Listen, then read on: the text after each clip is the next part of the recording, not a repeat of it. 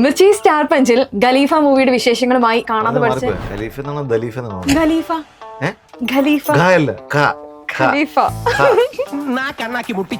Burj Khalifa ഖലീഫ ഖലീഫ കേട്ടിട്ടില്ലേ? പിന്നെ ആരാ ഓക്കെ ഒന്നുകൂടെ നമുക്ക് പോവാം. പക്ഷെ കറക്റ്റ് ചെയ്യാൻ പറ്റുമോ?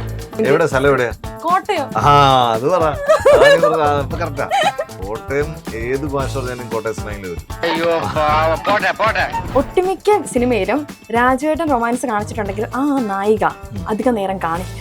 നിങ്ങൾ പറയുന്നത് പൃഥ്വിരാജ് ശനിയാന്നോ? അയ്യോ അങ്ങനല്ല, അയ്യോ അങ്ങനെ വിചാരിക്കരുത്.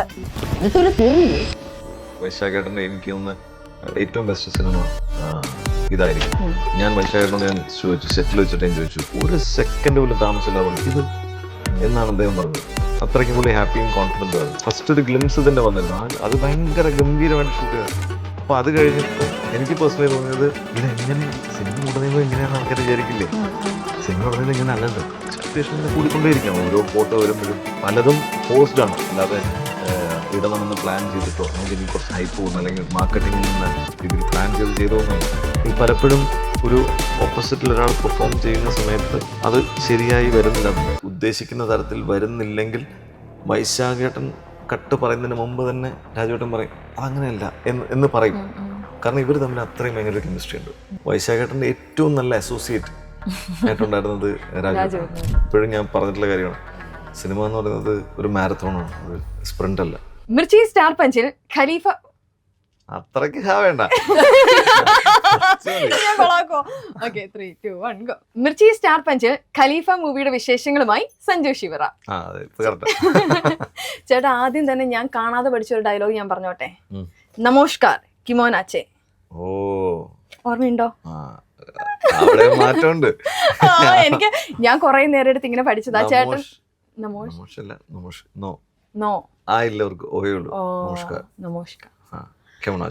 ചേട്ടന്റെ പറ്റി ഞാൻ സെർച്ച് ചെയ്ത സമയത്ത് കൽക്കട്ടയിലാണ് ജനിച്ചത്, അതുപോലെ തന്നെ പഠിച്ചതും കുറെ സമയത്ത് അവിടെയായിരുന്നു എന്നൊക്കെ കണ്ടു. ഇപ്പം കൽക്കട്ട ലൈഫൊക്കെ മിസ് ചെയ്യുന്നുണ്ടോ? അവിടെ ഏറ്റവും കൂടുതൽ ചേട്ടൻ ഇപ്പൊ ഒന്ന് തിരിച്ചു പോകണം, എക്സ്പീരിയൻസ് ചെയ്യണം എന്ന് ആഗ്രഹിക്കുന്ന ഒരു കാര്യം എന്തായിരിക്കും? കൽക്കട്ടയുടെ സ്ട്രീറ്റ്സ്, കൽക്കട്ടയിൽ കൂടെ നടക്കാൻ അങ്ങനെ എനിക്ക് ഭയങ്കര ഇഷ്ടമാണ്. ഞാൻ പക്ഷെ ഇപ്പോഴും പോകാറുണ്ട്. ഞാൻ സമയം എങ്ങനെയും ഞാൻ ലാസ്റ്റ് ഇയർ പോയിരുന്നു, ദുർഗാപൂജയ്ക്ക് പോയിരുന്നു. പക്ഷേ ദുർഗാപൂജ ഭയങ്കര ഹെക്ടിക്കായിരിക്കും, ഭയങ്കര തിരക്കായിരിക്കും. പക്ഷെ ഭയങ്കര ബ്യൂട്ടിഫുൾ എക്സ്പീരിയൻസ് ആണ്. അതല്ലാതെയും ഞാൻ അവിടുത്തെ കൽക്കട്ടയിലെ വിന്റേഴ്സ് എനിക്ക് ഭയങ്കര ഇഷ്ടമാണ്, നല്ലതാണ്. അപ്പം ഒരുപാട് നടക്കാം, നല്ല സ്ട്രീറ്റ്സും സ്ട്രീറ്റ് ഫുഡും പിന്നെ ഷോപ്പിങ്ങും ഒക്കെ ആയിട്ട് ഇങ്ങനെ ഒത്തിരി ദൂരം ഞാൻ നടക്കാറുണ്ടായിരുന്നു. ഇപ്പൊ നമ്മുടെ സിനിമയിലേക്ക് നോക്കുമ്പോ ഓക്കെ അത് കുറച്ച് ഹൈപ്പിൽ എനിക്ക് പറയണം. ജിനു എബ്രഹാമിന്റെ എവിടെ സ്ഥലം എവിടെയാ? കോട്ടയം. അത് പറ. കറക്റ്റാ, അതിങ്ങനെ പറ്റൂ. ആ അക്ഷരം തെറ്റിയതിലല്ലേ? അല്ലല്ല, കോട്ടയം ഏത് ഭാഷ പറഞ്ഞാലും കോട്ടയം സ്ലാങ്ങിൽ വരും. ജിനു എബ്രഹാമിന്റെ സ്ക്രിപ്റ്റിൽ, ജോമോൻ ടി ജോണിന്റെ ഫ്രെയിമിൽ, വൈശാഖ് സാറിന്റെ ഡയറക്ഷനിൽ, ജേക്സ് ബിജോയുടെ മ്യൂസിക്കൽ ഇങ്ങനെ നമ്മളെ തന്നെ സ്ക്രീനിൽ കാണുന്ന സമയത്ത് അല്ലെങ്കിൽ അവിടെ നിൽക്കുന്ന സമയത്ത് എങ്ങനെയുണ്ടായിരുന്നു ആ ഒരു ഫീൽ? അതിനെ എങ്ങനെ ഡിസ്ക്രൈബ് ചെയ്യും? ഈ സാധനമൊന്നും അവിടെ ഇല്ല. ജേക്സ് ബിജോ പിന്നെ അത് പിന്നീട് മ്യൂസിക് അവിടെ ഞാൻ തന്നെ ഇടുന്നുണ്ട്. പക്ഷെ ഇത് ഭയങ്കര രസമുള്ളൊരു കോംബോ ആയിട്ട് എനിക്ക് തോന്നി. ഇപ്പം വൈശാഖേട്ടൻ്റെ എനിക്ക് തോന്നുന്ന ഏറ്റവും ബെസ്റ്റ് സിനിമ ഇതായിരിക്കും. അപ്പം അത് ഞാൻ വൈശാഖേട്ടനോട് ഞാൻ ചോദിച്ചു, സെറ്റിൽ വെച്ചിട്ട് ഞാൻ ചോദിച്ചു, വൈശാഖേട്ടൻ ഇതുവരെ ചെയ്തതിൽ വൈശാഖേട്ടന് ഏറ്റവും ഇഷ്ടം? ഇപ്പം എനിക്ക് ചോദിക്കുമ്പോൾ എനിക്കൊരു മടിയുണ്ട്, കാരണം അവിടെ ഒരു പുലിമുരുകൻ കിടപ്പുണ്ട്, പോക്കറ്റ് രാജ കിടപ്പുണ്ട്, പല മധുര രാജ സീനിയേഴ്സ്, അങ്ങനെ പല പല സിനിമകൾ കിടപ്പുണ്ട്. ഇതെല്ലാം കിടക്കുമ്പോഴും പണ്ട് വൈശാഖേട്ടൻ തന്നെ പറയാം, വൈശാഖേട്ടൻ്റെ ഏറ്റവും ഇഷ്ടപ്പെട്ട സിനിമ വിശുദ്ധനാണെന്ന്. അപ്പം ഞാനിങ്ങനെ ചോദിച്ച് ഏതായിരിക്കും ഏറ്റവും ഇഷ്ടപ്പെട്ട സിനിമ എന്ന് ചോദിച്ചപ്പോൾ ഒരു സെക്കൻഡ് പോലും താമസമില്ലാതെ പറഞ്ഞു ഇത് എന്നാണ് അദ്ദേഹം പറഞ്ഞത്. കാരണം അത്രയ്ക്ക് പുള്ളി ഹാപ്പിയും കോൺഫിഡൻറ്റും ആയിരുന്നു.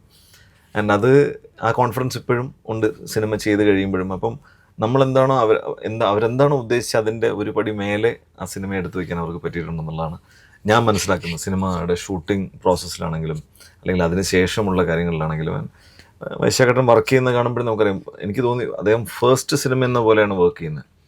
അത്രയ്ക്ക് എനർജിയിലാണ്. ഒരു ഡയറക്ടർ എസ്റ്റാബ്ലിഷ്ഡ് ആയി കഴിയുമ്പോൾ അദ്ദേഹത്തിന് കിട്ടുന്ന കുറേ ലിബർട്ടീസ് ഉണ്ട്. കുറച്ച് ജോലികളൊക്കെ ഡെലിഗേറ്റ് ചെയ്ത് മറ്റുള്ളവരിലേക്ക് കൊടുക്കാനൊക്കെ പറ്റും. എല്ലാം സ്വന്തം തലയിൽ കൂടെ ഓടിക്കേണ്ട കാര്യങ്ങളൊന്നുമില്ല. പക്ഷേ വൈശാഖേട്ടൻ്റെ തലയിൽ കൂടെ തന്നെയാണ് ഇതിങ്ങനെ പോകുന്നത്.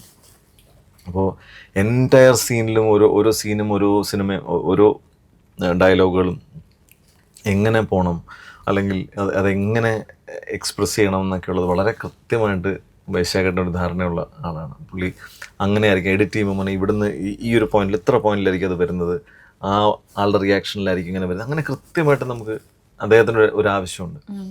അപ്പം അങ്ങനെ ഭയങ്കര ക്ലാരിറ്റി ഉള്ള ഒരു മേക്കറാണ്. പിന്നെ ജിനിച്ചേട്ടാണെങ്കിലും വളരെ പെർട്ടിക്കുലറാണ്. പുള്ളി എഴുതുന്ന കാര്യങ്ങൾ അത് എങ്ങനെ പറയണമെന്നും അല്ലാതെ സ്കിപ്പ് ചെയ്യരുതെന്നും ചില കാര്യങ്ങൾ ഡയലോഗുകൾ ചില വാക്കുകൾ മിസ് ചെയ്യരുതെന്നും ഒക്കെ ഭയങ്കര പെർട്ടിക്കുലർ ആയിട്ടുള്ള ആളാണ്. ജോമോൻ ചേട്ടനാണെങ്കിൽ ഇതിന് ഭയങ്കര രസകരമായിട്ട് ഷൂട്ട് ചെയ്യും, ഭയങ്കര ഭംഗിയായിട്ട് ഷൂട്ട് ചെയ്യും. നമ്മൾ ഫ്രെയിം കാണുമ്പോൾ തന്നെ നമുക്ക് ഭയങ്കര ഭംഗി, വളരെ മിനിമൽ ലൈറ്റിൽ. അതുകൊണ്ട് എന്താ പ്രശ്നം എന്ന് വെച്ചാൽ നമുക്കൊന്നും റെസ്റ്റ് കിട്ടില്ല. ഒരു ഷോട്ട് കഴിഞ്ഞ് അടുത്ത ഷോട്ടിലേക്ക് വലിയ താമസമില്ലാത്തപ്പം നമ്മൾ വിചാരിക്കും സാധാരണ ഈ വലിയ പടങ്ങൾ ചെയ്യുന്ന സമയത്ത് നമുക്കൊരു ഷോട്ട് കഴിഞ്ഞ് അടുത്ത ഷോട്ടിലേക്ക് ഒരു ഡിലേ ആയിക്കണം, കാരണം ലൈറ്റ് മാറ്റി ഇതൊക്കെ. ജോമോൻ ചേട്ടൻ ഇതൊന്നുമില്ല. ജോമോൻ ചേട്ടൻ ടക്ക് ചെയ്യുന്ന പരിപാടി നടക്കും. അപ്പോൾ അങ്ങനെ ഭയങ്കര ഫാസ്റ്റാണ്. ആൻഡ് രാജുവേട്ടൻ ഭയങ്കര പ്രൊആക്റ്റീവാണ്. സെറ്റിലാണെങ്കിലും ഭയങ്കര എനർജിയിൽ, ഫുൾ എനർജിയിൽ അങ്ങനെ നിൽക്കും. ഇപ്പോൾ വൈശാഖേട്ടൻ്റെ ഒപ്പം അവരുടെ ആ ഒരു കോംബോ ഭയങ്കര ഹെൽത്തിയാണ്, ഭയങ്കര സ്ട്രോങ് ആണ്. ആൻഡ് ജോമോൻ ചേട്ടൻ വൈശാഖേട്ടൻ കോംബോ ഭയങ്കര രസമാണ്. അങ്ങനെ നോക്കുമ്പോൾ ഓവറോൾ ഭയങ്കര അവരുടെ നല്ലൊരു വർക്കാണ്. 2026 തന്നെ ഏറ്റവും ഹൈപ്പുള്ള അല്ലെങ്കിൽ നമ്മൾ ഏറ്റവും കൂടുതൽ വെയിറ്റ് ചെയ്തിരിക്കുന്ന ഒരു മൂവി കൂടിയാണ് ഈ ഖലീഫ. അപ്പോൾ ഇതിൻ്റെ ഇത് നമ്മൾ നോക്കുന്ന സമയത്ത് ഒരു കുറേ നാളത്തെ ഗ്യാപ്പിന് ശേഷം നമ്മുടെ രാജുവേട്ടൻ്റെ ഒരു മാസ് റോൾ വരുന്നു, അതുപോലെ തന്നെ ലാലേട്ടൻ്റെ ഒരു ക്യാമിയോ വരുന്നു. അങ്ങനെ കുറേ അധികം സ്പെഷ്യാലിറ്റീസ് ഉണ്ട്. പിന്നെ ഞാൻ ഇതിൻ്റെ ഏതൊരു ഇൻ്റർവ്യൂവിൽ പ്രസ് മീറ്റിൽ ഏതാണ്ട് കേട്ടിരുന്നു, രാജുവേട്ടനാണ് ഈ ഒരു സിനിമയിലേക്ക് സഞ്ജുവിനെ ഇൻട്രൊഡ്യൂസ് ചെയ്യുന്നത്, സജസ്റ്റ് ചെയ്യുന്നത് എന്നുള്ളൊരു കാര്യം. ഇതൊക്കെ ഓർക്കുന്ന സമയത്ത് ഇങ്ങനെ ഒരു വലിയ സ്റ്റാർ കാസ്റ്റും കാര്യങ്ങളും ഒക്കെ കാണുന്ന സമയത്ത് അങ്ങോട്ട് വന്നപ്പോൾ ശരിക്കും എന്തായിരുന്നു ഒരു ഫീൽ, അല്ലെങ്കിൽ സ്വയം തോന്നിയത്? എനിക്ക് ഭയങ്കര സന്തോഷം തോന്നുകയും അതുപോലെ തന്നെ ഈ ഇത്രയും വലിയൊരു സിനിമയിൽ എൻ്റെ സിനിമ എൻ്റെ കരിയറിലെ ഏറ്റവും വലിയ സിനിമയാണ് ഖലീഫ. അപ്പോൾ അതിൽ ഇപ്പോൾ ഒരു വലിയൊരു ക്യാരക്ടർ, വളരെ സ്ട്രോങ് ആയിട്ടുള്ളൊരു ക്യാരക്ടറും വളരെ ആ ഒരു കഥയുടെ നെറേറ്റീവിൽ മൊത്തം ഉടനീളം ഒരു സേ ഉള്ള കഥാപാത്രമാണ്. വളരെ ഇമ്പോർട്ടൻ്റ് ആയിട്ട് അങ്ങനെ ഒരു കഥാപാത്രത്തിൽ തന്നെ എനിക്ക് വരാൻ പറ്റിയതിൽ ഭയങ്കര സന്തോഷമുണ്ട്. അത് രാജുവേട്ടൻ പറയുമ്പോൾ സജസ്റ്റ് ചെയ്യുമ്പോൾ എനിക്ക് ജിനിച്ചേട്ടനെ വർഷങ്ങളായിട്ട് അറിയാം. ഞാൻ ജിനിച്ചേട്ടനോട് പണ്ട് സംസാരിക്കുമ്പോൾ എനിക്കൊന്ന് മാസ്റ്റേഴ്സ് കഴിഞ്ഞ സമയത്തൊക്കെ ഞാൻ സംസാരിച്ചിട്ടുണ്ട് ജിനിച്ചേട്ടനോട്. അപ്പോൾ അതിനുശേഷം വൈശാഖേട്ടൻ എനിക്ക് കുറേ വർഷങ്ങളായിട്ട് വൈശാഖേട്ടൻ എനിക്ക് തോന്നുന്നു കഴിഞ്ഞ അവസാനം നമ്മൾ പാർട്ട്നേഴ്സ് പറഞ്ഞ സിനിമ ഞാൻ ചെയ്തിട്ട് അത് കണ്ടിട്ട് വൈശാഖേട്ടൻ എന്നെ പറ്റി നല്ല അഭിപ്രായം പറയുകയും മോനെ നമുക്ക് വർക്ക് ചെയ്യണം, ഞാൻ എന്തായാലും വിളിക്കുന്നെന്നെ എന്ന് പറഞ്ഞിട്ട് എൻ്റെ സംസാരിക്കുകയൊക്കെ ചെയ്തിട്ടുള്ള ആളാണ്. പക്ഷേ ഈ സിനിമയിലേക്ക് വന്നപ്പോൾ അത് സജസ്റ്റ് ചെയ്തത് രാജുവേട്ടൻ സജസ്റ്റ് ചെയ്യും. അപ്പോൾ അവരും അത് ഹാപ്പി ആവുക എന്ന് പറഞ്ഞൊരു ഘടകം കൊണ്ടുണ്ടല്ലോ, അവരത് അയ്യോ അത് പറ്റില്ല എന്ന് പറയണ്ടല്ലോ. അപ്പോൾ അതെല്ലാം കൂടെ അങ്ങനെ ഒത്തു വന്നു. ഇപ്പോൾ രാജുവേട്ടനാണെങ്കിൽ ഇപ്പം 4.5 സംഘം കണ്ടിട്ടാണ് എന്നെ ഇതിലേക്ക് സജസ്റ്റ് ചെയ്യുന്നത്. അപ്പോൾ അത് ആക്ച്വലി പറയുന്നത് ഇതൊരു വലിയ കഥാപാത്രമാണ്. അപ്പം അവർ ചിലപ്പോൾ ഒരുപാട് ആൾക്കാരെ കൺസിഡർ ചെയ്യുമായിരിക്കും. അങ്ങനെ വരുമ്പോൾ ഇങ്ങനെ ഒരു ലീഡ് റോള് ചെയ്യുന്ന, അല്ലെങ്കിൽ നമുക്കറിയാവുന്ന ഇത്രയും നാളായിട്ട് ഇൻഡസ്ട്രിയിൽ നിൽക്കുന്ന, നമ്മുടെ ഇവിടുത്തെ മലയാളം ഇൻഡസ്ട്രിയിൽ ഒരു കീ പൊസിഷനിൽ നിൽക്കുന്ന ആളാണ് രാജു. അദ്ദേഹം സജസ്റ്റ് ചെയ്തിട്ട് ആ സിനിമയിലേക്ക് വരുന്നത് ഭയങ്കര പ്രിവിലേജാണ്. ഒപ്പം തന്നെ ഭയങ്കര റെസ്പോൺസിബിലിറ്റിയാണ്. ഈ ട്രെയിലർ കാണുന്ന സമയത്ത് നമ്മളായിട്ട് കുറേ കാര്യങ്ങൾ ഇങ്ങനെ ഡീകോഡ് ചെയ്യാനൊക്കെ ശ്രമം നടത്തുമല്ലോ. അപ്പോൾ എനിക്ക് ഇതിനെ ഉസ്താദ് ഹോട്ടലുമായിട്ട് കമ്പയർ ചെയ്യാനായിട്ട് തോന്നി. അതായത് ആദ്യം തിലകൻ സാറിൻ്റെ ക്യാരക്ടർ അപ്പാപ്പൻ്റെ ക്യാരക്ടർ ചെയ്യുന്നു, ആളുടെ കൊച്ചുമോനാണ് നമ്മുടെ ഫൈസിയുടെ ക്യാരക്ടർ, അതായത് ദുൽഖർ സൽമാൻ ചെയ്യുന്നത്. അതുപോലെ തന്നെ ഇതിൻ്റെ അകത്ത് മറ്റേ അഹമ്മദ് അലി, അലിയുടെ കൊച്ചുമോൻ അമീർ അലി, ആ ഒരു ലെഗസി കീപ്പ് ചെയ്യുന്ന അതേ ഒരു പരിപാടി. മറ്റേ നമ്മുടെ ആ ഫുഡിന് പകരം മറ്റേ കുറച്ച് ഗോൾഡ് കാര്യങ്ങളാണെന്നുള്ള വ്യത്യാസം. എങ്ങനെയുണ്ട്? സന്തോഷമുള്ളൂ. അങ്ങനെ തന്നെ പോട്ടെ, ഇങ്ങനെയൊക്കെ തന്നെയാണോ എല്ലാം പറയുന്നതാണ് ശരി, ഇതാണ് കഥ എന്ന രീതിയിൽ പോകുന്നതാണ് എനിക്ക് സന്തോഷം. അത് തന്നെയാണ്. ഓക്കെ, നമ്മളായിട്ട് കുറെ ഡീകോഡ് ചെയ്യണല്ലോ. പിന്നെ അതുപോലെ തന്നെ കഥ എന്ന് പറയുന്നുണ്ട്. എന്തോ അതുപോലെ തന്നെ ഈ ഒരു ട്രെയിലർ കണ്ട സമയത്ത് നമ്മുടെ രാജുവേട്ടന്റെ ക്ലോസ് ആയിട്ടുള്ള ഒരു ഫ്രണ്ടിന്റെ ഒരു ഇമേജ് ആണ് കിട്ടിയിട്ടുള്ളത്. ഇതുപോലെ ഒരു ആക്ഷൻ സീൻസ് കാര്യങ്ങളൊക്കെ ഈ ഒരു സിനിമയിൽ പ്രതീക്ഷിക്കാമോ? വലിയ ആക്ഷൻ ഒന്നും എൻ്റെ ഒന്നും പ്രതീക്ഷിക്കണ്ട. ഇല്ല, ചെറിയ പ്രതീക്ഷിച്ചാൽ ആക്ഷൻ ചെയ്യാൻ രാജുവേട്ടൻ ഫുൾ ഓൺ അവിടെ ഉണ്ട്. പക്ഷെ ആക്ഷൻ അല്ലെങ്കിലും ഒരു മരുഭൂമിയിലൂടെ കാർ റേസ് ഞാൻ പ്രതീക്ഷിക്കുന്നുണ്ട്. കാരണം എന്താന്ന് വെച്ച് കഴിഞ്ഞാൽ ആ ഒരു ട്രെയിലറിൽ കാണിക്കുന്ന കാർ റേസിന് ശേഷം സഞ്ജു ചേട്ടന്റെ ഒരു ഇൻസ്റ്റയിൽ പോസ്റ്റ് വന്നിരുന്നു, ആനന്ദേട്ടനും സഞ്ജു ചേട്ടനും കൂടെ മരുഭൂമിയിൽ നിൽക്കുന്നത്. ഇത് രണ്ടും കൂടെ കൂട്ടി വായിക്കുമ്പോൾ നിങ്ങളല്ലേ അതുണ്ട്, അതിന് ഞെട്ടിക്കേണ്ട കാര്യമൊന്നുമില്ല. അതുകൊണ്ട് ഞാൻ പറയണതെല്ലാം സമ്മതിച്ചു തരുവാ. പിന്നെ ചിലർ പറയുന്നുണ്ട്, ഇന്നലെ രാജേട്ടൻ പറയുന്നത് ആരോ എഴുതിയിട്ടുണ്ട്, അതൊരു കോഴിക്കോട് അവിടുത്തെ ഒരു ഇതിൽ നടക്കുന്ന ഒരു പ്രണയകഥയാണ് ഇതെന്നുണ്ട്. അതും ശരിയാണ്. ചിലപ്പോൾ നമുക്ക് തോന്നുന്നത് ചിലപ്പോൾ പൊന്മുട്ടയുടെ താറാവ് എന്നുള്ള റീമേക്കാണ്, തട്ടാം ഭാസ്കരനായിട്ട് രാജേട്ടൻ വരുന്നത്. അങ്ങനെ ഇത് എനിക്കിട്ട് ഇതെന്നെ കളിയാക്കിയതാണ്, എന്നെ ഇല്ല പറയാം, നമുക്ക് എന്തുകൊണ്ടും അസ്യൂം ചെയ്യാം, കുഴപ്പമൊന്നുമില്ല. പക്ഷെ വലിയ പ്രതീക്ഷകളോ അങ്ങനെ വെച്ച് ഇപ്പം അങ്ങനെയാണ് ഇങ്ങനെയാണ് നമ്മൾ അസ്യൂം ചെയ്തിട്ട് സിനിമ കണ്ടിട്ട് അയ്യോ എനിക്കത് കിട്ടിയില്ല എന്ന് പറയുന്നത്. ഇത് വേറൊരു എന്താ പറയാ, ആൾക്കാർ ഭയങ്കര ഇപ്പം എക്സ്പെക്ടേഷൻസ് ഭയങ്കര കൂടുതലാണ് എല്ലാവർക്കും. നമ്മളൊരു എന്തെങ്കിലും ഒരു ഔട്ട് വന്നു കഴിഞ്ഞാൽ എല്ലാവരും ബെസ്റ്റ് ഔട്ട് കൊടുക്കാനാണ് നോക്കുക. ഇപ്പോൾ ഫസ്റ്റ് ലുക്ക് വരുമ്പോഴോ ഇതിൻ്റെ ഇനീഷ്യൽ പോസ്റ്റേഴ്സ് എല്ലാം ഫോട്ടോസൊക്കെ വന്നത്, ആ ഫോട്ടോസ് എല്ലാം വളരെ റാൻഡം ഫോട്ടോസ് ആയിരുന്നു. അത് ഇറക്കാൻ നിർബന്ധിതരായതാണെന്നാണ് ഞാൻ മനസ്സിലാക്കുന്നത്. അങ്ങനെ ആ സമയത്തൊരു ലുക്ക് വിടാനെന്നുള്ള പ്ലാൻ ഉണ്ടെന്ന് എനിക്ക് തോന്നുന്നു. പക്ഷേ ഈ കോഴിക്കോട് ഇങ്ങനെ ഷൂട്ട് ചെയ്ത സമയത്ത് ഭയങ്കര നല്ല ഫോട്ടോസ്. രാജുവേട്ടൻ വന്നിട്ട് സെറ്റിൽ നിന്ന് വന്നിറങ്ങി വണ്ടിയിൽ നിന്ന് ഇറങ്ങി അങ്ങോട്ട് പോകുമ്പോൾ കടയുടെ മുകളിൽ നിന്നും ടോപ്പ് ആംഗിളിൽ നിന്ന് അവിടെ നിന്ന് എല്ലാം ഫോട്ടോ എടുക്കുന്നത്. അപ്പം ചന്നം പിന്നെ ഫോട്ടോസ് പോവാണ്. അപ്പം ഈ ലുക്കെല്ലാം പുറത്ത് എന്നാൽ പിന്നെ ഒഫീഷ്യലായിട്ട് തന്നെ പുറത്ത് വിടുന്നല്ലേ ബുദ്ധി എന്ന് വെച്ചിട്ടായിരിക്കണം. കാരണം അന്നേരം അങ്ങനെ ഒരു പോസ്റ്റർ വിടുന്നതിന് പറ്റിയൊന്നും പറയുന്നത് കേട്ടിട്ടില്ല. അത്രയും ഫോട്ടോസ് പോവാണ്. അപ്പം അതിലൂടെ ഉണ്ടായ ഹൈപ്പാണ്. അല്ലാതെ ഇതിനൊരു ഹൈപ്പ് ക്രിയേറ്റ് ചെയ്യാൻ വേണ്ടിയിട്ട് അങ്ങനെ ഒന്നും ചെയ്തിട്ടില്ല. ആൻഡ് ഫസ്റ്റ് ഒരു ഗ്ലിംസ് ഇതിൻ്റെ വന്നിരുന്നു, അത് ഭയങ്കര ഗംഭീരമായിട്ട് ഷൂട്ട് ചെയ്തത്. അപ്പോൾ അത് കഴിഞ്ഞപ്പം എനിക്ക് പേഴ്സണലി തോന്നിയത് ഇതെങ്ങനെ ഈ സിനിമ ഉടനീളം ഇങ്ങനെയാണെന്ന് ആൾക്കാർ വിചാരിക്കില്ലേ. സിനിമ ഉടനീളം ഇങ്ങനെ അല്ലല്ലോ, അങ്ങനെ വിചാരിച്ചിരുന്നത്. അതിപ്പോൾ എന്ത് ചെയ്യും ആൾക്കാർ. അതിന് ശേഷമാണ് ഈ എക്സ്പെക്ടേഷൻ ഇങ്ങനെ കൂടിക്കൊണ്ടേയിരിക്കുകയാണ്. ഓരോ ഫോട്ടോ വരുമ്പോഴും പലതും ഫോഴ്സ്ഡ് ആണ്, അല്ലാതെ ഇടണമെന്ന് പ്ലാൻ ചെയ്തിട്ടോ നമുക്ക് ഇനി കുറച്ച് ഹൈപ്പ് കൂടണം അല്ലെങ്കിൽ മാർക്കറ്റിംഗ് എന്ന രീതിയിൽ പ്ലാൻ ചെയ്തൊന്നുമല്ല. അതിങ്ങനെ നിർബന്ധിതന്, കാരണം പുറത്തുനിന്ന് അല്ലാതെ ഫോട്ടോസ് വരുന്നതുകൊണ്ട് നിർബന്ധിതമായത്. അത് കഴിഞ്ഞത് ഇപ്പോൾ ഒരു ട്രെയിലർ വന്നു. അപ്പോൾ ഈ ജിനുചേട്ടനാണെങ്കിൽ എങ്ങനെ ഞങ്ങൾ പ്രൊമോഷന് പോകുമ്പോൾ സഞ്ജു ഞാൻ ജിനുചേട്ടാ എന്താണ് നമ്മൾ പറയേണ്ടത്, എങ്ങനെയാണ്? അപ്പോൾ ജിനുചേട്ടൻ പലപ്പോഴും പറയും നമ്മൾ കഥയെ പറ്റി ഒന്നും പറയാതെ അങ്ങനെ പറയുന്നൊക്കെ പറയും. അപ്പോൾ ഞാൻ ചോദിച്ചാൽ എന്താ പറയണ്ടേ, പറഞ്ഞു സഞ്ജു ഒരുപാട് പ്രതീക്ഷിച്ച് ഒരുപാട് നമ്മൾ തള്ളി വെക്കൊന്നും വേണ്ട. അപ്പോൾ അങ്ങനെ ഒന്നും ഒരു നോർമലായിട്ട് പറഞ്ഞാൽ മതി. രാജുവേട്ടനും പറയുന്നുണ്ടെങ്കിൽ ശ്രദ്ധിച്ചോണം, ഭയങ്കര എക്സ്പെക്ടേഷൻ കൂടത്തൊക്കെ എന്തെങ്കിലും പറഞ്ഞാൽ കയ്യിൽ ചെറിയ പിച്ച് കൊടുത്തു. അപ്പം ഞാൻ രാജുവേട്ടൻ നമ്മൾ ആക്ച്വലി ഇത് പ്രൊമോട്ട് ചെയ്യാൻ പോവാണോ അതോ ഇതിൻ്റെ എക്സ്പെക്ടേഷൻ കുറയ്ക്കാൻ വേണ്ടി ഡിമോട്ട് ചെയ്യാൻ വേണ്ടിയിട്ടാണോ നമ്മൾ ഈ സ്ഥലങ്ങളിലൊക്കെ പോയിട്ട് പ്രൊമോഷൻ പോകുന്നത്? കാരണം ആൾക്കാരുടെ എക്സ്പെക്ടേഷൻ അത്ര കൂടുതലാണ്. അതുകൊണ്ടാണ് ഈ ട്രെയിലർ ഇത്ര വൈകിയതും. ഇത്ര നല്ലൊരു ട്രെയിലർ കൊടുക്കണം. അങ്ങനെ ഈ ട്രെയിലർ വന്നപ്പോൾ ഒന്നുകൂടി കൂടി. അപ്പോൾ എല്ലാവരും ഹാപ്പിയാണ്, ഭയങ്കര ഹാപ്പിയാണ്. പക്ഷെ ഉള്ളൊരു പേടിയാണ്, ആൾക്കാർ ഇത്ര പ്രതീക്ഷിക്കുമ്പോൾ നമുക്കിത് ചെയ്യാൻ പറ്റുമോ. ഇതിപ്പോൾ റൊമാൻസിനെ പറ്റി പറഞ്ഞല്ലോ, ആ ഒരു പാട്ടും കാര്യങ്ങളും ഒക്കെ ഇറങ്ങിയ സമയത്ത് അതിന്റെ കമന്റ് സെക്ഷൻ നോക്കുകയാണെങ്കിൽ കാണാൻ പറ്റുന്ന ഒരു ഡയലോഗായിരുന്നു. അതായത് ഒട്ടുമിക്ക സിനിമയിലും രാജുവേട്ടൻ റൊമാൻസ് കാണിച്ചിട്ടുണ്ടെങ്കിൽ ആ നായിക അധികം നേരം കാണില്ല, ആ നായിക ഉടനെ ഡെഡ് ആവാനുള്ള ചാൻസ് ഉണ്ട് എന്ന്. അങ്ങനെ വിചാരിച്ചാലും കുഴപ്പമില്ല. ഇത് ഞാൻ എന്ത് പറഞ്ഞാലും ഒരു ശകലം പോലും പറയില്ല. നിങ്ങൾ പറയുന്നത് പൃഥ്വിരാജ് ശനിയാണോ? അയ്യോ അങ്ങനല്ല, അയ്യോ അങ്ങനെ വിചാരിക്കരുത്. അതായത് റൊമാൻസ് സീൻസിന് അത് ശേഷം നായിക മരിച്ചു പോകുന്നു, പുള്ളിയെ കാലിന അങ്ങനല്ല. ഡീകോഡ് ചെയ്തൊക്കെ കൊള്ളാം. അത് കമന്റിൽ വന്നതാ, ഞാൻ കണ്ടുപിടിച്ചതല്ല കേട്ടോ. അത് ഒരുപാട് പേര് കമന്റിൽ ഇങ്ങനെ, ഞാൻ യൂട്യൂബിൽ വീഡിയോ നോക്കിയപ്പോ അതിൽ കണ്ടതാ. അല്ലെങ്കിൽ തന്നെ ഈ പറയുന്ന പോലെ ഞാൻ പുള്ളിയോട് പറയും, അവരോട് ചോദിക്കും ഈ പണ്ട് പറഞ്ഞ കാര്യങ്ങളൊക്കെ എങ്ങനെല്ലാം കറക്റ്റായിട്ട് പുള്ളി ചെയ്തു. എന്റെ സമയത്ത് ഡയറക്ടർ ആവിന്റെ സമയത്ത് പ്രൊഡക്ഷൻ ഹൗസ് തുടങ്ങും, അല്ലെങ്കിൽ ഇത്ര ഭാഷകൾ അവനേക്ക് ഇതെല്ലാം പറഞ്ഞതെല്ലാം സംഭവിച്ചു. അതെല്ലാം നേരത്തെ പറഞ്ഞാണ്. അപ്പൊ അതിനെ അസൂയാലുക്കൾ പറയുന്നത് ഇല്ലൂമിനാട്ടിയിരുന്നു, നമ്മളതിനെ കോൺഫിഡൻസ് ആയിട്ട് എടുക്കണം എന്ന് പറയുന്ന പോലെ. ഇതിപ്പം പുതിയൊരു സംഭവമായി. പുള്ളി പ്രേമിച്ചു കഴിഞ്ഞാൽ നായിക മരിക്കും. ഈ മെമ്മറീസ് ഒക്കെ ഇല്ലേ ഭയങ്കര ബ്യൂട്ടിഫുൾ ആയിട്ട് കാണിച്ചു കഴിഞ്ഞാൽ പെട്ടെന്ന് അത് തീരും എന്നൊരു സാധനം. കുഴപ്പമില്ല. പല സിനിമയിലും പല രീതിയിലുള്ള ടൈറ്റിൽ കാർഡുകൾ നമ്മൾ കാണാറുണ്ട്. ഇതിന്റെ ട്രെയിലറിൽ കാണിച്ചിരുന്നു എ ജിനു എബ്രഹാം ഇന്നോവേഷൻ.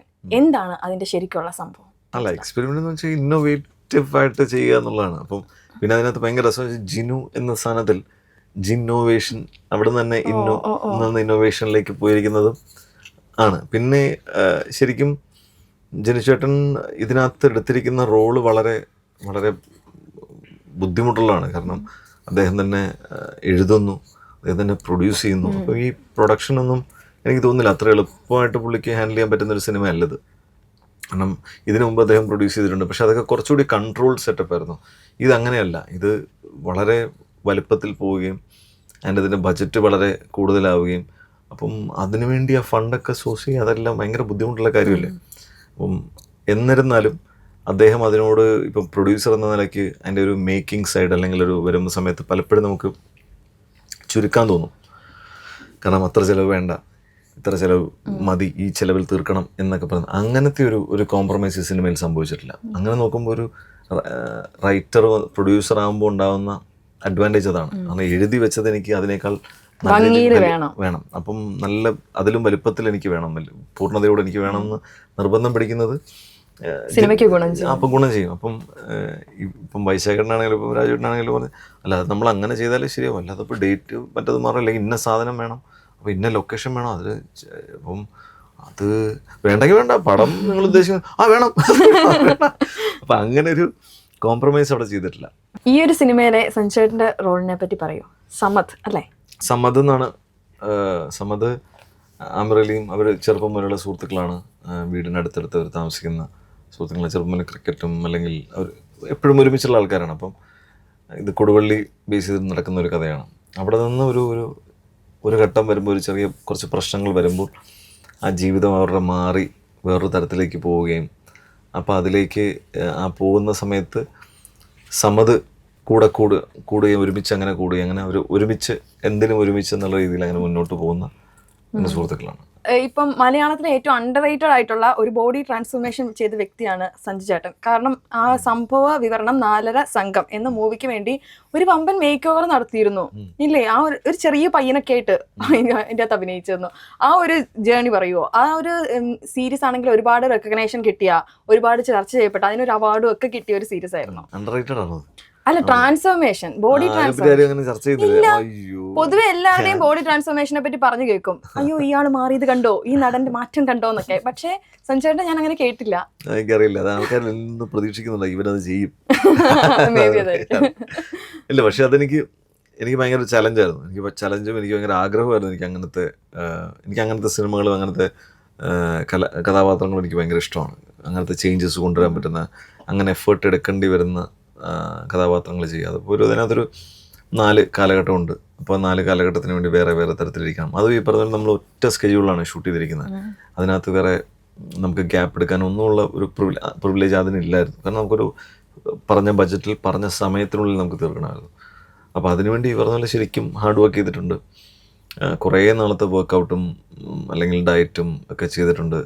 പക്ഷേ ഈ ആ ഒരു എൻ്റയർ ഒരു പ്രിപ്പറേഷന് വേണ്ടി ഞാൻ വർക്കൗട്ട് കുറേ റെഗുലറായിട്ടുണ്ടെങ്കിൽ പോലും ആ സീരീസിന് വേണ്ടിയിട്ട് എനിക്ക് ആ ഒരു ചേഞ്ചിന് വേണ്ടിയിട്ട് എനിക്ക് കിട്ടിയത് ഏകദേശം ഒരു 10-25 ദിവസമേ കിട്ടിയിട്ടുള്ളൂ.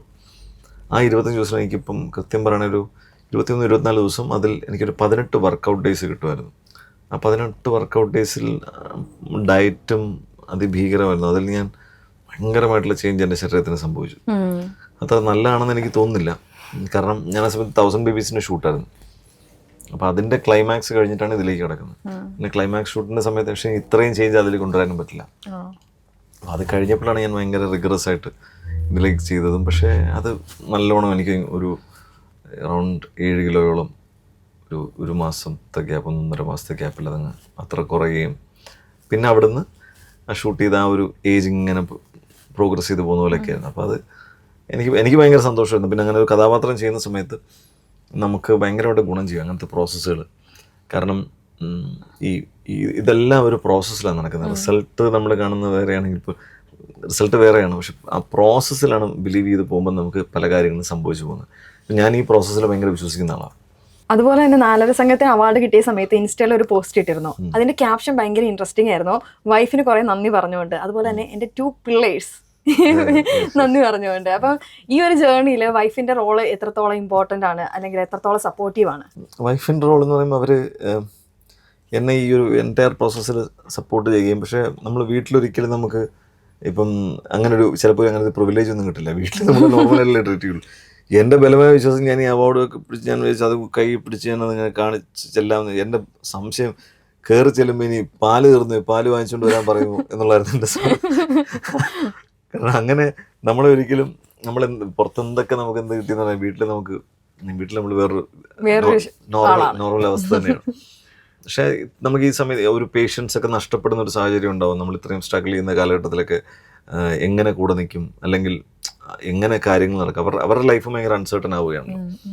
അപ്പോൾ അതൊക്കെ ഭയങ്കര ബുദ്ധിമുട്ടാവുന്ന സമയത്തും നമ്മളെ സപ്പോർട്ട് ചെയ്ത് നിൽക്കുക എന്ന് പറയുന്നത് നമുക്ക് ഭയങ്കര എനർജി കിട്ടുന്ന കാര്യമാണ്. ആൻഡ് നമ്മളൊരു വർക്കിന് വേണ്ടി എഫേർട്ട് എടുക്കുന്ന സമയത്തൊക്കെ അവർ നമുക്ക് വേണ്ടി ഒരുപാട് സാക്രിഫൈസസ് ചെയ്യണം. ഇപ്പം ഞാൻ സമയത്ത് ചിലപ്പോൾ വീട്ടിലുണ്ടാവില്ല, അവർക്ക് പുറത്ത് എവിടെയെങ്കിലും പോകേണ്ട സമയത്ത് ചിലപ്പോൾ എനിക്ക് കൂടെ പോകാൻ പറ്റില്ല. അല്ലെങ്കിൽ ഞാൻ ഈ 4:30 സംഘം ഈ സമയത്തൊക്കെ ചെയ്യുന്ന സമയത്തൊക്കെ ഞാൻ ഏറ്റവും കൂടുതൽ സമയം ചിലവഴിച്ചാൽ ജിമ്മിലും ഒക്കെയാണ്. അപ്പം ചിലപ്പോൾ രാവിലെ പോയി കഴിഞ്ഞാൽ ഒരു കുറേ കഴിഞ്ഞിട്ടേ വരുള്ളൂ. കാരണം ഞാൻ അത് ചെയ്ത് വരികയല്ല, ഞാൻ ചിലപ്പം കുറച്ച് നേരം അവിടെ ബ്രേക്ക് എടുക്കും, പിന്നെ വീണ്ടും വർക്കൗട്ട്, അങ്ങനെ വളരെ സ്ലോ ആയിട്ടൊക്കെ ഞാൻ അവിടെ നിന്ന് സ്പെൻഡ് ചെയ്തിട്ടൊക്കെ വരുള്ളൂ. അപ്പോൾ അതിനൊക്കെ അവർക്ക് പരാതികളുമുണ്ട്. കറക്റ്റ് സമയത്ത് ഫുഡ് കഴിക്കാൻ ഞാൻ ഉണ്ടാവില്ല. അങ്ങനെ അവരൊരുപാട് അതിനുവേണ്ടി സാക്രിഫൈസ് ചെയ്തിട്ടുണ്ട്. മക്കളാണെങ്കിലും ഈ പറഞ്ഞാൽ അവർക്ക് നമ്മളെ അടുത്ത് കിട്ടില്ല, അല്ലെങ്കിൽ അവരുടെ കാര്യങ്ങൾക്ക് നമ്മളെ കിട്ടില്ല. പക്ഷെ അവരെല്ലാം നമ്മളെ അതിനുവേണ്ടി നമ്മളെ എൻകറേജ് ചെയ്യും. അവർ ഭയങ്കരമായിട്ട് അതിൻ്റെ ആ ഒരു പ്രോസസ്സിൽ കൂടെ നിൽക്കുകയും ചെയ്തിട്ടുള്ള ആൾക്കാരാണ്. എനിക്ക് തോന്നുന്നു കരിയറിൽ ഏറ്റവും കൂടുതൽ ബ്രേക്ക് തന്നത് 1000 ബേബീസും അതുപോലെ തന്നെ 4 സംഘവും തന്നെയാണ്. ഈ 2 സീരീസുകളും സിനിമ ആയിരുന്നെങ്കിൽ എന്ന് ആലോചിച്ചിട്ടുണ്ടോ? ആലോചിച്ചിട്ടുണ്ട്. അതിന് കിട്ടുന്നൊരു റീച്ച്, സിനിമയ്ക്ക് കിട്ടുന്നൊരു റീച്ച് ഒരിക്കലും ചിലപ്പോൾ സീരീസിന് കിട്ടില്ല. പിന്നെ ഇത് ഇറങ്ങിയപ്പം ഒരുപാട് പേര്, ഏറ്റവും കൂടുതൽ ആൾക്കാർ പറഞ്ഞതും ഇത് തന്നെയാണ്. തിയേറ്ററിലായിരുന്നെങ്കിൽ അത് വേറൊരു വലിയൊരു ചലനം അതിനകത്ത് ഉണ്ടാക്കി, ഇതിനേക്കാൾ കൂടുതൽ. കാരണം എന്ന് വെച്ചാൽ OTT വരുമ്പോൾ വെച്ചാൽ നമുക്ക് നമ്മുടെ വീട്ടിലേക്ക് വരികയാണ്. വീട്ടിലേക്ക് വരുമ്പോൾ നമുക്ക് അത്ര വില ഉണ്ടാവില്ല. ഈ ഹോം ഡെലിവറിയും നമ്മൾ പോയി കഴിക്കുന്നതും തമ്മിലുള്ള വ്യത്യാസമുണ്ട്. ഫുഡ് അവിടെ പോയി ആ ഒരു ആംബിയൻസിൽ എൻജോയ് ചെയ്യുന്നതിൻ്റെ ഫീൽ, അപ്പം ആ ഒരു ഡിഫറൻസ് ഉണ്ട്. ബട്ട് സ്റ്റിൽ അത് നിലനിൽക്കും. അത് പിന്നെ അങ്ങനെയാണ്. നമുക്കൊരു എല്ലാവർക്കും ഒരേ റൂട്ടായിരിക്കില്ല. ചിലർ റൂട്ട് ചിലപ്പോൾ കുറച്ച് സ്ലോവർ ആയിരിക്കും, കുറച്ചൊരു വേറൊരു തരത്തിലായിരിക്കും. ആൻഡ് സിനിമ എങ്ങനെയാണ്, സിനിമ ഞാൻ വിശ്വസിക്കുന്ന സിനിമയിൽ എപ്പോഴും ഞാൻ പറഞ്ഞിട്ടുള്ള കാര്യമാണ്, സിനിമ എന്ന് പറയുന്നത് ഒരു മാരത്തോണാണ്, അത് സ്പ്രിൻ്റ് അല്ല. അപ്പോൾ അത് മെല്ലെ മെല്ലെ മെല്ലെ മെല്ലെ ഓരോന്ന് ചെക്ക് ചെയ്ത് അങ്ങനെ പോകുന്നതിലാണ് ഞാൻ വിശ്വസിക്കുന്നത്. വൈശാഖ് സാറിന്റെ സെറ്റിലെ ഏറ്റവും ഇൻട്രസ്റ്റിംഗ് ആയിട്ട് തോന്നിയൊരു കാര്യം, അല്ലെങ്കിൽ ബാക്കി സെറ്റുകളിൽ നിന്ന് ഡിഫറെൻ്റ് ആണ് എന്ന് തോന്നിയൊരു കാര്യം എന്തായിരുന്നു? വൈശാഖ് സാറുമായിട്ടുള്ളൊരു ഭയങ്കര വ്യത്യാസം എന്ന് വെച്ചാൽ എനിക്ക് ഓർമ്മ വരുന്നത്, എനിക്ക് വൈശാഖേട്ടൻ സിനിമ കഴിഞ്ഞപ്പോൾ പറഞ്ഞൊരു കമൻറ്റാണ്.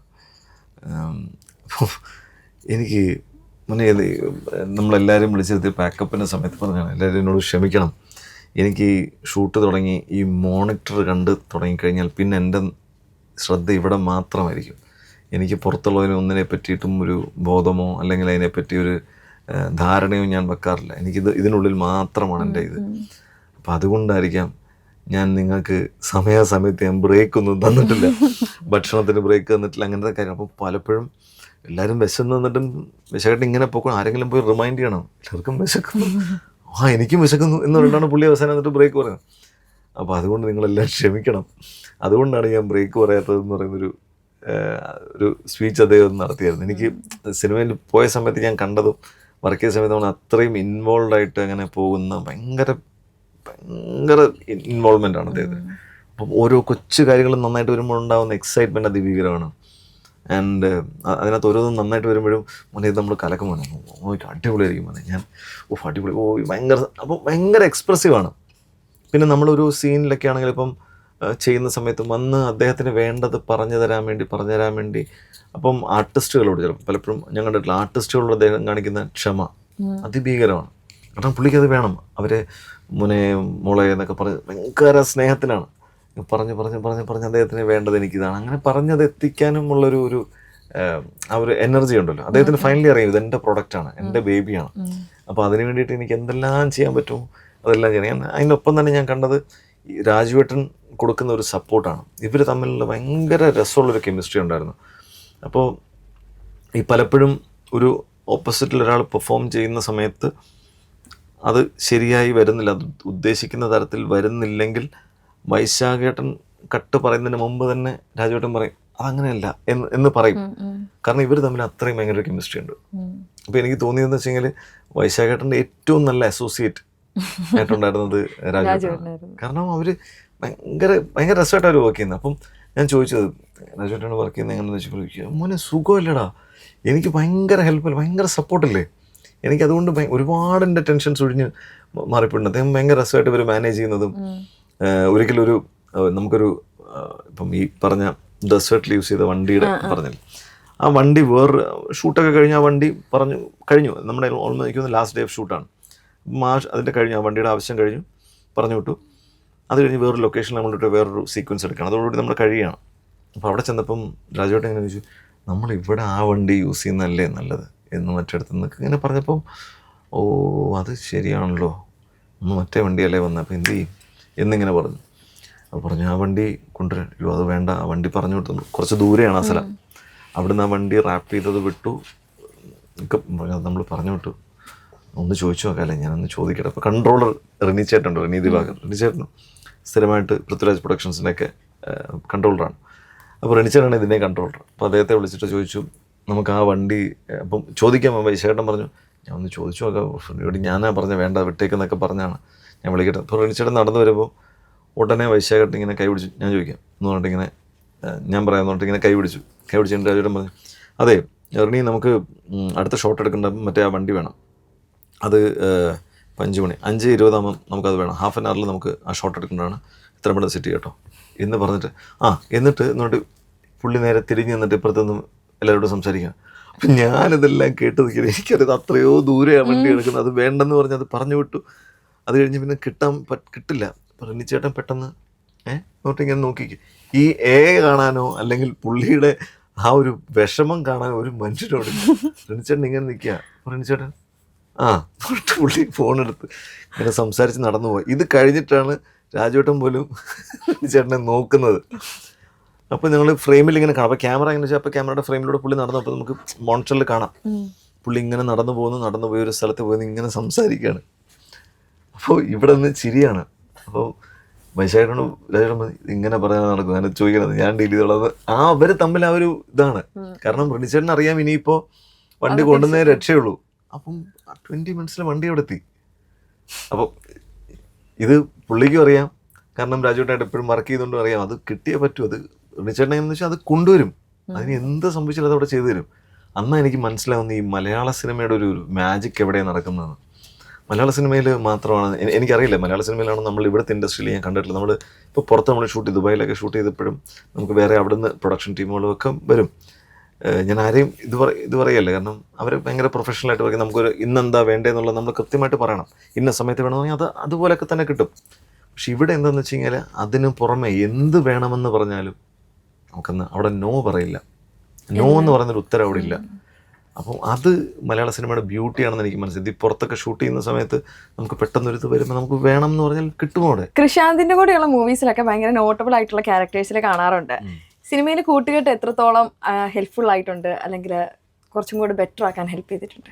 സിനിമയിൽ എപ്പോഴും എനിക്ക് തോന്നുന്ന കൂട്ടുകെട്ടുകൾ വളരെയധികം ഹെൽപ്പ് ചെയ്യുമെന്ന് എനിക്ക് തോന്നിയിട്ടുണ്ട്. കാരണം കരിയറിനെ നമുക്ക് മുമ്പോട്ട് കൊണ്ടുപോകാനും, കാരണം ഈ കൂട്ടുകാർക്ക് അവർക്ക് കൃത്യമായിട്ട് അറിയാമായിരിക്കും നമ്മളുടെ പൊട്ടൻഷ്യൽ എന്താണ്, അല്ലെങ്കിൽ നമ്മളെ എവിടെ വരെയൊക്കെ കൊണ്ടുപോകാൻ പറ്റും, എന്തൊക്കെ ചെയ്യിപ്പിക്കാൻ പറ്റും.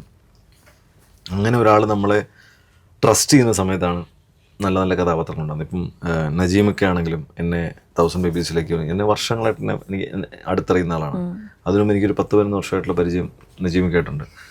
അതിൽ നിന്ന് അദ്ദേഹം എനിക്ക് ആ ഒരു ഇത്ര കഥാപാത്രം തരാൻ, വലിയൊരു കഥാപാത്രം തരാൻ ധൈര്യം കാണിച്ചതുമൊക്കെ ഒരുപക്ഷെ എനിക്ക് സിനിമയോടുള്ള കമ്മിറ്റ്മെൻറ്റും അല്ലെങ്കിൽ എനിക്ക് എന്തൊക്കെ ചെയ്യാൻ പറ്റുമെന്ന് അദ്ദേഹത്തിന് തോന്നിയോണ്ടായിരിക്കാം. കൃഷാന്തും ഇതേപോലെ തന്നെ. കൃഷാന്തിൻ്റെ ഒരു നെറേറ്റീവ് ഉണ്ട്. കൃഷാന്തിൻ്റെ സിനിമയിൽ അഭിനയിക്കുമ്പോൾ എനിക്കറിയാവുന്നൊരു കൃത്യമായിട്ടൊരു കാര്യം എന്ന് വെച്ച് കഴിഞ്ഞാൽ അതൊരു പരീക്ഷണമാണ്. ആൻഡ് ആ പരീക്ഷണം അതൊരു പരീക്ഷണമാണ്. ആ പരീക്ഷണം എന്തായാലും വേറിട്ട് നിൽക്കുമെന്നുള്ളതുമാണ് എനിക്ക് വലിയ സന്തോഷമുള്ളത്. ആ സിനിമയുടെ ഒരു റിസൾട്ട് എന്തെന്നോ അല്ലെങ്കിൽ എന്നുള്ളതൊന്നുമല്ല, പക്ഷെ അതൊരു എനിക്ക് ഒരു വ്യത്യസ്തമായൊരു കഥാപാത്രം എനിക്ക് കിട്ടുമെന്ന് എനിക്ക് ഉറപ്പാണ്.